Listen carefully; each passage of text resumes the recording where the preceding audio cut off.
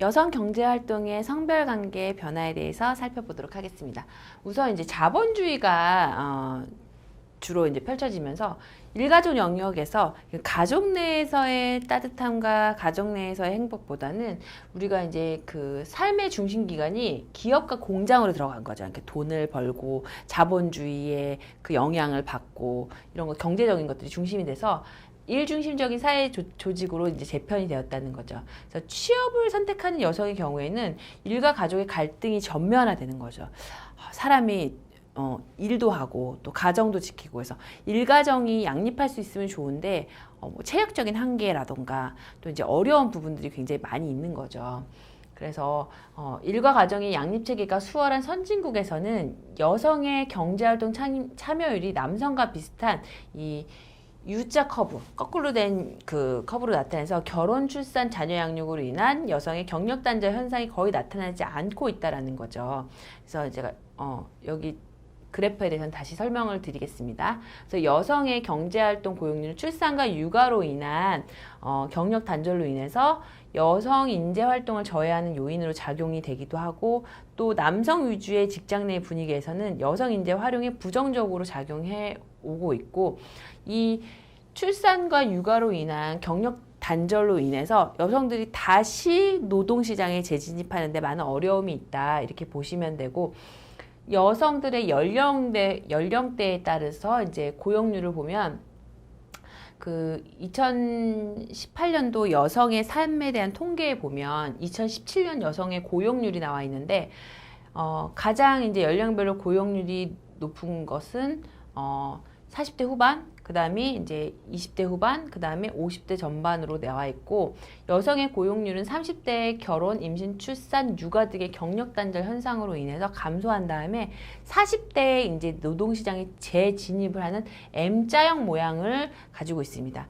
여성의 고용률이 10년 전과 비교해 보면 20에서 24세와 40에서 44세는 감소한 반면에 다른 연령대는 모두 증가되었다라는 거죠.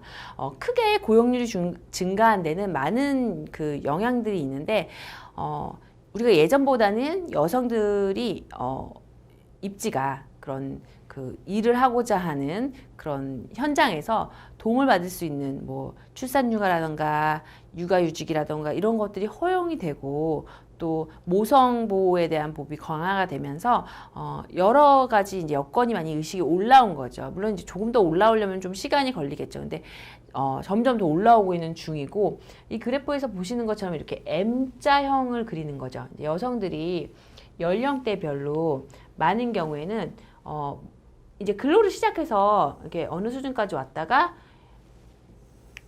이 사이에 여성들이 임신, 출산, 그리고 육아를 하면서 경력 단절 기간이 된다라는 거죠.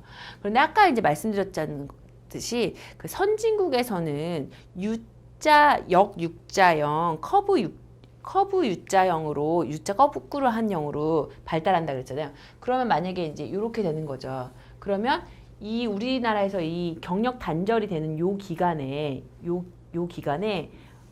선진국에서는 경력이 단절되지 않고 이것이 이제 유지되는 경우가 있고 여기서 줄어드는 건 이제 나이로 인해서 이제 뭐 은퇴하시는 분도 계시고 뭐 여러 가지 사유에 의해서 고용률이 많이 줄어들지만 보통 사람들이 이야기하기로는 이제 이때가 계속 중요한 시기다. 어떻게 중요한 시기냐면 일적으로도 굉장히 많은 능력을 펼치고 다양한 일을 하고 또 능력을 인정받고 그런 시기인데 이러한 시기에 이제 여성들이 많이 경력 단절을 겪고 있으면서 다시 노동시장에 재진입을 하려고 했을 때 그 전에 했었던 일에 대한 경력이라던가 그런 뭐 노하우를 살리지 못하고 단순 노동을 하게 되는 경우가 많다는 거죠.